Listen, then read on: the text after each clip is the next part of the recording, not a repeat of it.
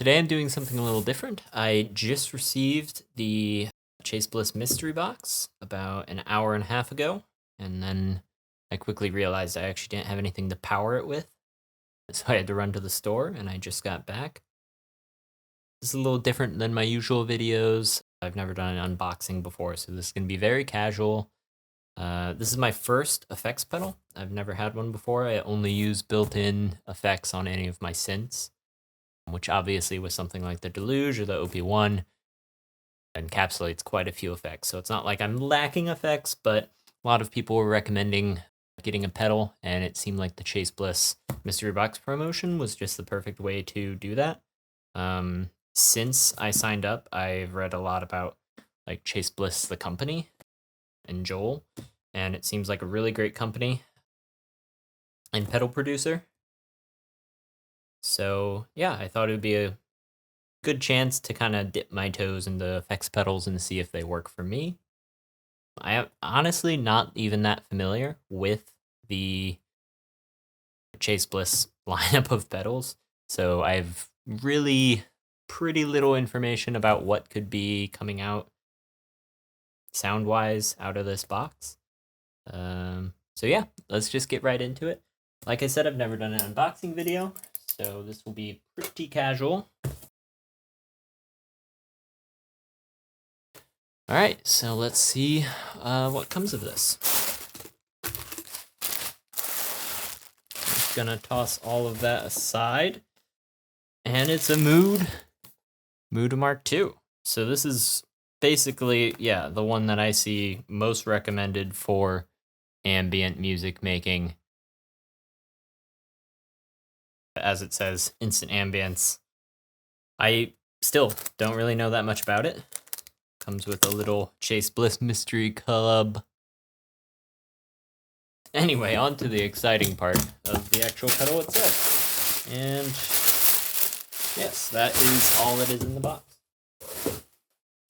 Let's set this all aside over here. Clean up the table a little bit. My other car is an analog delay pedal. Joke's on you, I don't have any car. Set that aside. Let's just very carefully open this up. Very cool little foil sticker.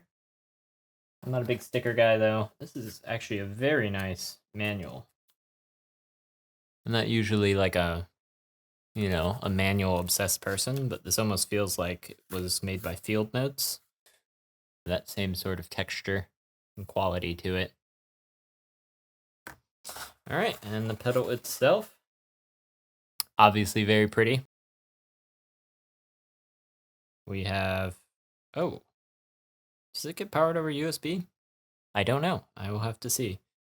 We have the in, the out, MIDI, external CV, which I'm kind of excited about exploring how I could use CV control on the Deluge to go through here, or even maybe more excitingly, from the Deluge to the Behringer Neutron, and then into here. But that's all completely new to me.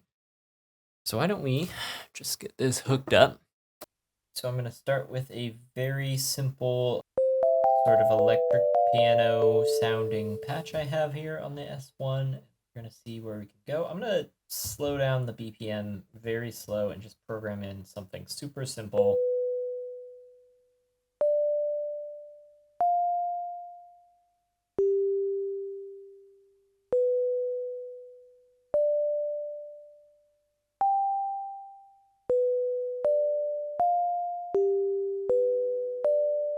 So very simple sound, and we're short pattern, I think.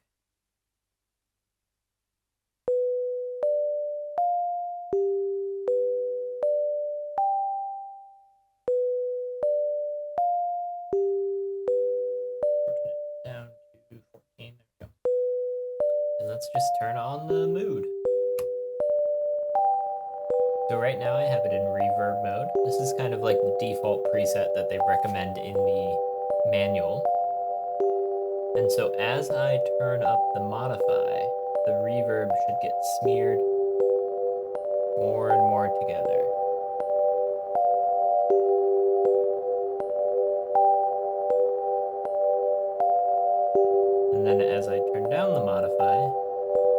we should hear the reverb echoes as more individual echoes, individual delays. And if we turn up the time all the way, yeah, you can really hear them. And then I think there's even a dip switch. This one that is called spread. Get that. That should now be crossing the stereo field with the different delays. And so let's modify that all the way up and smear it back together. And now we're getting a kind of a nice wide stereo image with it all smeared together. And if we turn down this clock, it will actually turn down the sampling rate of all of the effects. This clock affects pretty much everything, this wet channel, which is the effect, and then the micro looper on the right side. And so let's actually turn it back up just to the middle. I did kind of like it there. And what we're gonna do now is turn on this micro looper. I have it in tape mode, which I feel like is where I'll probably use it the most. Length, let's actually shorten this length down a bit.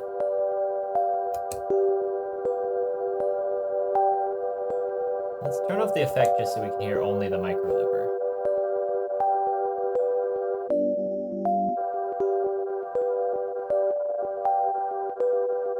There you go, now you can hear it.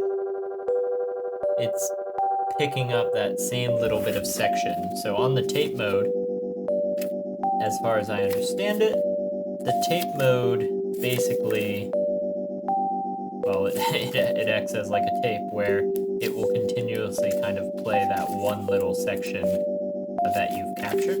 And then I think you can overdub it by holding that down. Yeah, so it should have turned red. And now it's overdubbing that little section. And so basically as we change the modify, it's changing how fast that tape is playing back. So if we turn it way slow,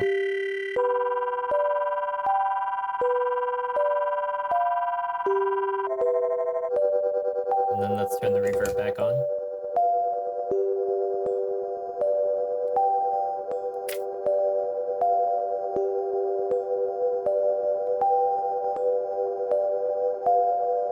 It's playback speed and direction. So I'm assuming this is sort of default, normal. This will be fast and forward. This will be reverse and slower. Or yeah, further. See, it's faster but in reverse, faster in forward. So kind of like a normal playback speed is somewhere around here.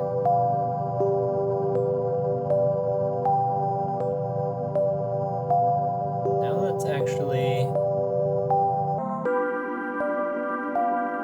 So changing this clock can get quite, I'm sure you could use this very performatively, where you change the clock, but for me, it's a bit too kind of much of a shock to the system. It's kind of like when I use the range tool, where I'm sure if you use it very performatively and timed out, you can use it really well, but let's extend this.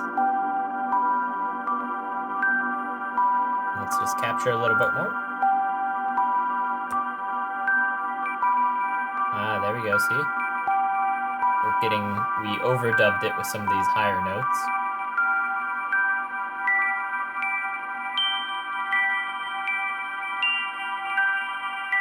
Let's actually turn the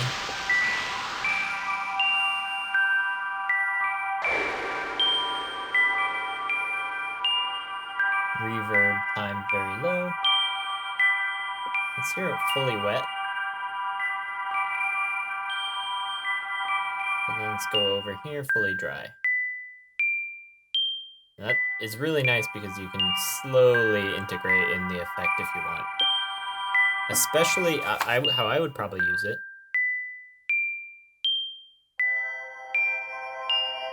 is lower the mix, change the clock,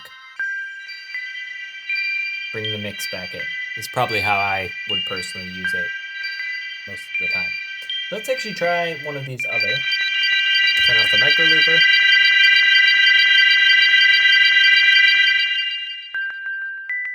Okay, so pretty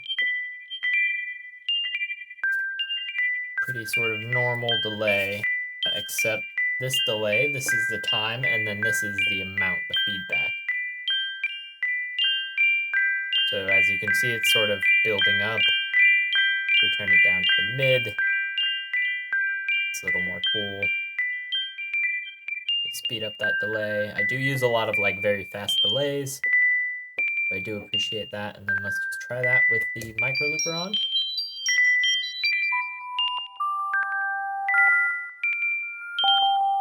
Turn the length all the way up so it's really kind of looping a pretty decently large section.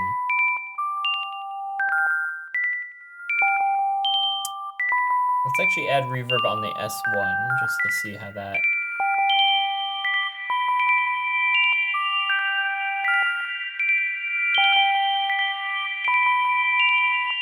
That actually sounds pretty nice.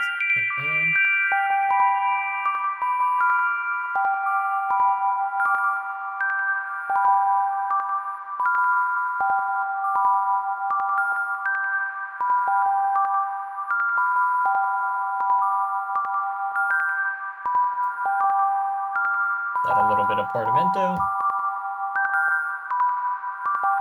That's a little weird, so let's turn that back off. Alright, so I think I would probably use it more in the delay side of things, or sorry, the reverb side of things in the delay. And then slip is, I don't fully understand, but basically it will modify your sound. Let's turn off the micro looper. This should be going in reverse, sort of randomly, and then forward it will... It's kind of like the... As far as I understand it, it's almost like another micro looper, in the sense that it's a delay with extra quirks. So I'm sure using that in conjunction with the micro looper. Yeah, we're just getting kind of the sounds all over the place as we, you know, from that we're getting this sort of weird combination. Just spilled my tea. So yeah, not quite sure how I'd use the slip. I feel like reverb is where I'm going to be keeping this most of the time. It is a very nice sounding reverb, and especially with the micro looper kind of introducing random elements, or not random, but kind of a bit more kind of out there envelope elements. It's going to be really interesting. Let's actually try to bring in a little sub. And let's use one of these different loop modes. So we have the envelope mode and then the stretch. And so I'm going to use envelope. And as far as I understand it, this is capturing different slices, and then it is changing... This is increasing how sensitive it is to capturing new slices. So let's actually hear it without the reverb. Let's go completely wet.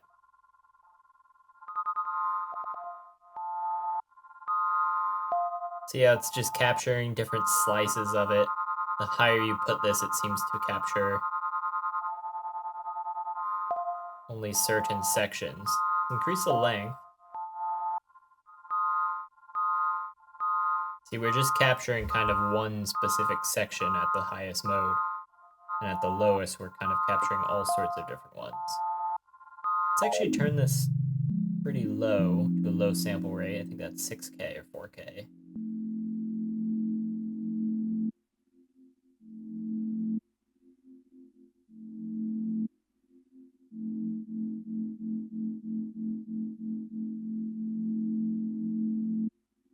And so like I said, the sample rate is actually affecting the time parameter here and the time parameter here, kind of in tandem. So as we hear this, we kind of have this interesting, just random bits are being picked up. Let's turn the reverb back on. And so you can hear in the background, we're getting those kind of random... I keep saying random. I don't know if it's truly random or sort of... You I'm sure you could use this very musically and kind of figure out what you want to be picked up by it. For now, it's basically random based on my knowledge. Let's actually lower this modify so the delay is being separated a bit more. And so now we're kind of getting things all over. Turn down the reverb on the S1.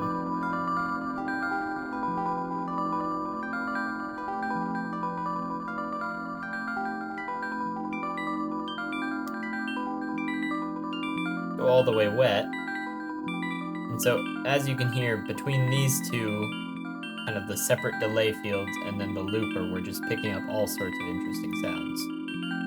So for ambient, I can see how this is kind of like the tool to use. So I think we're kind of out on the S1. Let's actually pull in the OP1. Turn these all off. Pause this.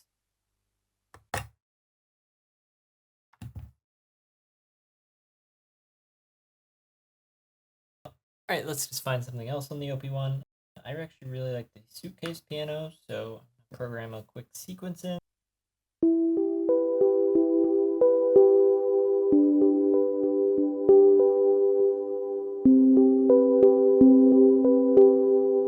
All right, and then I think I will need to turn the volume down a little bit. That was a little hot.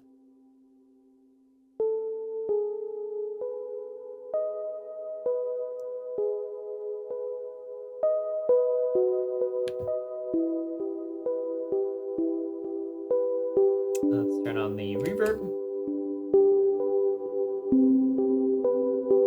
As you turn off the effects from the OP1 itself.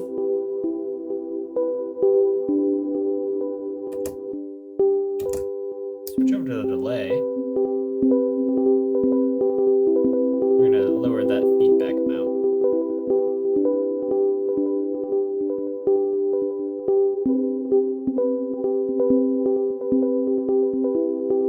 Then I'm gonna add in the micro looper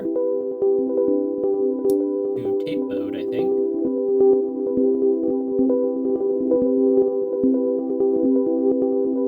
And so now we're just getting kind of textures all over the place. Switch it over to envelope mode.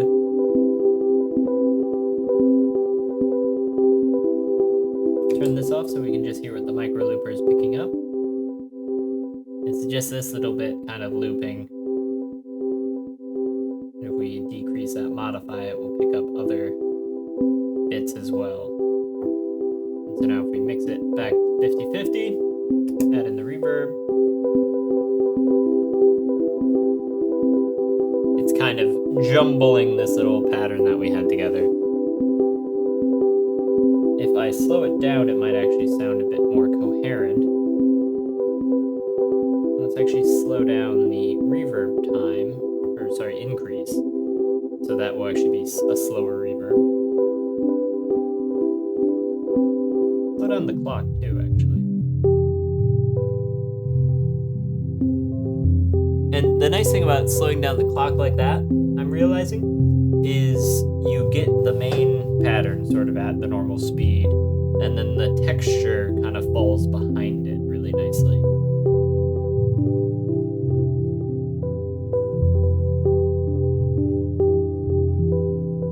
That way, so you're not, what I had it before, where the sample rate was rather high, it kind of jumbled the pattern up too much, where if you have the sample rate a little lower, it's actually gonna kind of fall behind it. Especially, obviously, if you mix it down a little bit, so it's a little more in the background. But even if it's a little higher mix, we now have the lower bit, the sample, where the sample rate's lower, is the effects, if that makes sense. So let's actually overdub a little bit. Put that up.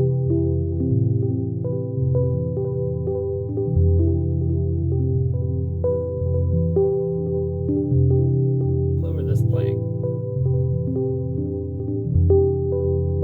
Let's switch it back over to stretch. And so right now I'm increasing the stretch amount in direction. So that should be forward and it's stretching more and more. should be a relatively small stretch size. Just hear that completely.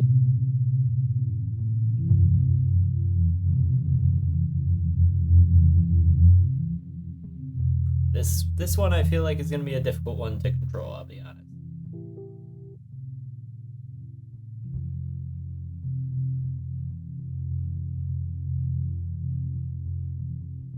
That actually sounds more in there.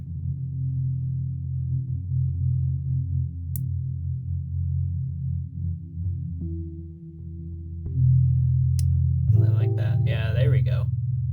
We mix it back together.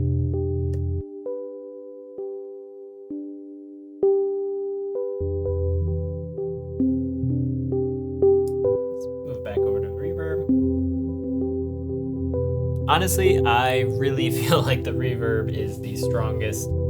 I'm sure someone's going to prove me wrong, but I feel like the reverb is the strongest, at least for my initial kind of use. It's maybe the easiest one to get a hold of, to use it more comfortably.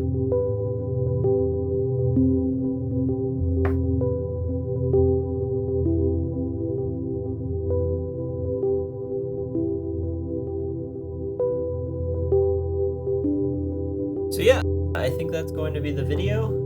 As you can see, there are some other controls on here for more customization. Right now, I don't really know what any of these do. These, I think, are for the CV control. I'm actually pretty excited to do some CV control, and then these are different ways you can modify the effects. And then I know that depending on how you hold the pedal, there are also different ways that you can modify the effects. So for example, I think when you press both of these down at once, some of these will change how they act. What exactly that is, I'm sorry, I don't actually know, so that will take some more. I'm sure there's other people with more information out there already.